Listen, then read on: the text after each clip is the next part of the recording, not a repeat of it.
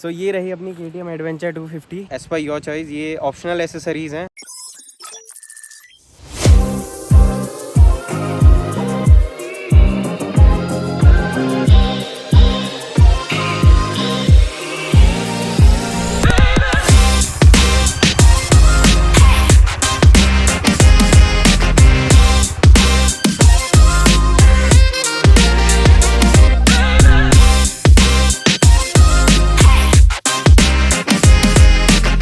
Guys welcome back to another blog. I hope you guys are doing well. तो आज की इस video में मैं आपसे बात करने वाला हूँ KTM एडवेंचर 250 और 390 की जो एसेसरीज हैं जो आप बाइक में लगा सकते हैं, जैसे क्रैश गार्ड है, GPS माउंट है और कितने प्राइस के लिए, कहाँ से लिए, उसके बारे में इन डिटेल बात करेंगे। So let's get started. तो फर्स्ट मैं बात करता हूँ गाइस, जो मैंने एक क्रैश गार्ड लिया है, as you can see this one, और एक ये सैडल। तो ये मैंने परचेस करे थे bandydots.com से, और उसमें से कुछ उसके अलावा जो आपके ये कूलेंट का प्रोटेक्टर है ये मैंने परचेस किया था, एंड सेकंड जो इसका ये फ्लूइड है ये मैंने परचेस किया था। तो फर्स्ट मैं बात कर लेता हूँ जो इसका फिट एंड फिनिशिंग है, ये काफ़ी सही लगी मुझे। जो इसमें पाउडर कोटिंग है तो इसके जो जॉइंट्स है स्पेशली वहाँ पे मतलब रस्टिंग नहीं लगती है, और एकदम फिट है प्रॉपर। बाइक जो बाय डिफ़ॉल्ट पार्ट्स रहते हैं, जो इसका क्रैश गार्ड आया था ऑलरेडी, तो वो मैंने रिप्लेस करके जस्ट दो स्क्रू यहाँ और एक स्क्रू यहाँ, तो आराम से फिट हो गया था। तो कोई मुझे अल्टरेशन करने की ज़रूरत नहीं पड़ी। एंड सेकंड मैं बात करता हूँ आपकी सैडल भी एज यू कैन सी इसका एक जॉइंट यहाँ आपके फुट पैक के वहाँ पे है, और जो दूसरी साइड है वो भी as you can see foot pack के वहीं पे ही रहेगा, तो इसमें कोई इशू नहीं हुआ मुझे। और जो इसके नट बोर्ड है वो भी काफ़ी सही आए थे, रबराइज है। अगर ये कभी लूज़ भी होते हैं तो देन ये कभी इसमें से निकलेंगे नहीं, तो वो इसका एक बेस्ट चीज़ लगी। और यहीं सेम जो आपके बाय डिफ़ॉल्ट बाइक में होल्स रहते हैं जो कंपनी फिटेड रहते हैं, तो उसी में आपको ये एक्सेसरीज माउंट हो जाती हैं। सेकंड में बात करता हूँ जो ये फ्लूइड है ब्रेक का, एज यू कैन सी, तो इसको प्रोटेक्ट करने के लिए कभी अगर बाइक फॉल होती है पत्थर पे, या फिर अगर कोई भी मतलब ओपन है, कोई भी छोटे बच्चे आके इसको खोल देते हैं, तो वो चीज़ नहीं चाहिए थी, और एक प्रोटेक्शन भी मिल जाता है। और मेटल का ही है, भी काफ़ी अच्छी बिल्ड क्वालिटी है। बात करता हूँ जो मैंने ये मेंशन किया था आपको, एज यू कैन सी, ये अगर आपको दिख रहा होगा तो ये जो इसमें लिक्विड कूलिंग है, सो दैट्स वाई यहाँ पे एक कंटेनर है कूलेंट का, तो उसको प्रोटेक्ट करने के लिए यहाँ पे कंपनी कुछ भी नहीं देती है, एटलीस्ट देना चाहिए। बस स्टिल अगर आपके पास, अगर आप चाह रहे हैं कि अगर आप प्रोटेक्शन देना चाह रहे हैं इसमें, तो ये आप ले सकते हैं यहाँ पे यार। ये काफ़ी सही लगा मुझे, और इसमें गैप भी हैं, तो एज यू कैन सी आप नोट भी कर लेंगे, इतना कोई इशू नहीं है। अगर आप लाइट में अगर देखेंगे तो कूलेंट का लेवल मिनिमम और मैक्सिमम उसमें दिख जाता है।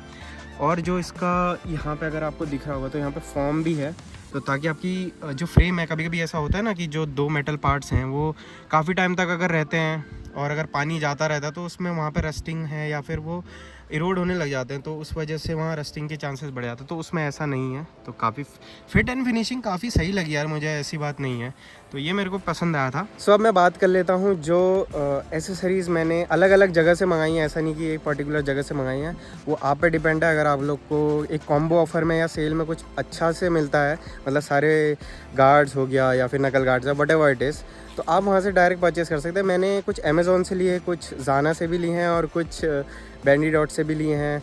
तो अब मैं बात कर लेता हूँ जो मैंने ज़ाना से मंगवाए थे। तो फर्स्ट मैं बात कर लेता हूँ जो मैंने मंगाया था, वो है ज़ाना का ये wheel slider. As you can see ये दोनों साइड रहता है आपका, तो कभी कभी ऐसे फॉल में या फिर एक प्रोटेक्शन मिल जाती है, क्योंकि यहाँ पे इसका एक्सेल रहता है। अगर डैमेज होता है तो आपका पूरा सस्पेंशन सेटअप ख़राब हो सकता है, या फिर आपको पूरा ही रिप्लेस करना पड़ेगा, तो रिपेयर तो होते नहीं है।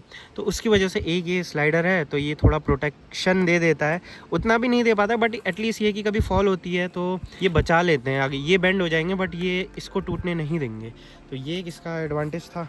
सुनाओ गाइज, अब मैं बात कर लेता हूँ जो सेकेंड प्रोडक्ट मैंने मंगाया था ज़ाना का, वो है ये जो बाइक स्टैंड एक्सटेंडर होता है, यानी कि जो उसका सरफेस एरिया है, एज यू कैन सी ये बढ़ जाता है। पहले ये इतना छोटा था, अब ये थोड़ा वाइड हो गया है। तो जो बाइक का स्टैंड का एक्सटेंडर है वो आपका यूज़फुल है आपके जो सॉफ्ट सरफेस रहती है, जैसे कि आप सैंड में स्टैंड कर रहे हैं, या फिर कहीं और जैसे मड है, या फिर कोई ऐसी सरफेस है जहाँ पे आपको थोड़ा सा अगर आप स्टैंड करते हैं तो वो बाइक थोड़ी सी टिल्टेड हो सकती है, गिर सकती है, तो वहाँ पे ये काफ़ी ज़्यादा यूज़फुल है। ये जहाँ पे अभी खड़ी है वहाँ पे भी ये जो सॉइल है वो थोड़ी सी सॉफ्ट है, तो आपको एक प्रॉपर तरीके से बाइक को खड़ा करता है ताकि उससे आपकी बाइक फॉल ना हो कोई भी ऐसी सरफेस पे।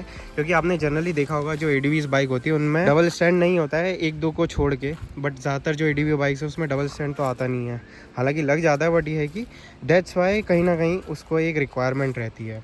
तो अब मैं बात कर लेता हूँ जो one of the most important part या एसेसरीज लगी मुझे अपनी बाइक के लिए, वो था भाई ये रेडिएटर। तो अगर आप लोग KTM की दोनों बाइक लेंगे तो आपने देखा होगा जनरली वो फाइबर का मिलता है, तो वो मेरे को इतना इंप्रेसिव नहीं लगा था। हालांकि ऐसा नहीं है, क्वालिटी मतलब यार प्लास्टिक की रहती है। अगर आपको रेडिएटर का प्रोटेक्शन देना तो एटलीस्ट आपको मेटल देना चाहिए, चाहे कंपनी अगर दे रही है भले ही प्राइस आप ले लो, बट ये कि आप एटलीस्ट ऐसे जो पार्ट्स रहते हैं वो आपको देना ज़रूरी है जो काफ़ी ज़्यादा इम्पोर्टेंट रोल प्ले करते हैं। तो ये जो है मेटल का था, ये मैंने परचेज़ किया था अमेज़ॉन से, इसका लिंक मैं दे दूंगा। ये आई थिंक इन्फिनिटी का आई गेस सिंबल भी है, तो आप ये परचेज़ कर सकते हैं। ये अराउंड मेरे को 1500 के आसपास का पड़ा था तब, अब शायद बढ़ गया हो प्राइस, तो ये आप ले सकते हैं। काफ़ी सही लगा यार मेरे को, मेटल का है तो वो वाला तो मैंने पुराना रिप्लेस ही कर दिया था अपना प्लास्टिक का, तो वो आप ले सकते हैं। दूसरा जो मैंने अमेज़ोन से परचेज़ किए थे, ये जो स्लाइडर है, फ्रेम स्लाइडर्स हैं,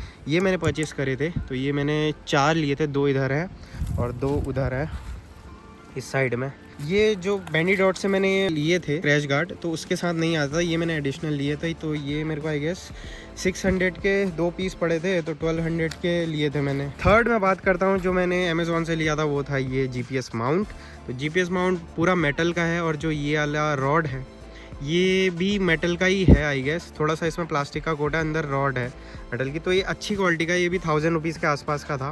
तो ये आप परचेस कर सकते हैं अगर आपको GPS माउंट, और डेफिनेटली आपको चाहिए होगा। जैसे मैंने कैमरा के लिए लगा रखा है, बी रोल शॉट्स के लिए, अभी आप लोगों ने देखे होंगे, तो आप ये परचेस कर सकते हैं। देन जो थर्ड था वो ये डिस्प्ले प्रोटेक्शन, मतलब टेम्पर्ड ग्लास तो नहीं है, ये थोड़ी एक मोटी जो 3mm या जो भी रहती है प्रोटेक्शन, फिल्मी टाइप की है, बट ये है कि सॉलिड है, मतलब आप इसको लगा सकते हैं। बट ये था अगर आप एकदम एक्सट्रीम ऑफ रोडिंग करते हैं then you can go for the जो एक डिस्प्ले का पूरा एक मॉड्यूल आता है, वो प्लास्टिक का ही रहता है, तो वो आपको कहीं ना कहीं हेल्प करेगा। मैं भी सोच रहा था लेने के लिए, बट ये है कि मेरे को इतनी रिक्वायरमेंट नहीं लगी क्योंकि मैं इतनी एक्सट्रीम कर नहीं रहा हूँ। बट ये in case in future definitely अगर वो रिक्वायर होगा तो मैं उसको लूँगा।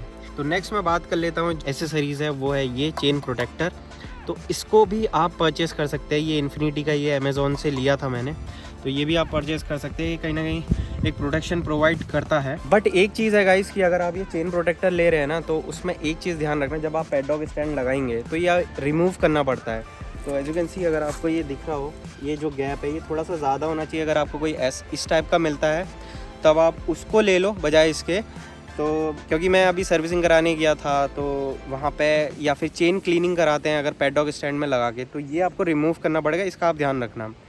या आप एक स्क्रू ढीला करके थोड़ा सा उसे नीचे को कर लो और उसके बाद पैडलॉक स्टैंड लगा लो, तो वो आपको हेल्प करेगा। बट ये है कि इन जनरल जो एक चेन को प्रोटेक्शन है वो रहता है, कोई लगाता है कोई नहीं लगाता, एज पर योर चॉइस, ये ऑप्शनल एसेसरीज़ हैं। और सेकंड ये था कि एक मैंने 12 वोल्ट का पावर सॉकेट लिया था, वो USB वाला, आई थिंक 250-300 रुपीज़ का। तो मैं उसका लिंक आपको डिस्क्रिप्शन में दे दूँगा, आप ले लेना अगर आपको रिक्वायरमेंट। क्योंकि इसमें एक अच्छी चीज़ ये है कि कंपनी आपको ऑलरेडी 12 वोल्ट का ये सॉकेट देती है, तो आपको कोई एक्स्ट्रा मॉड्यूल लगा के वो बैटरी में कनेक्ट नहीं करना है, तो वो एक बेस्ट चीज़ है इसका। तो वो ठीक लगा, मतलब कंपैटिबिलिटी है उस चीज़ की।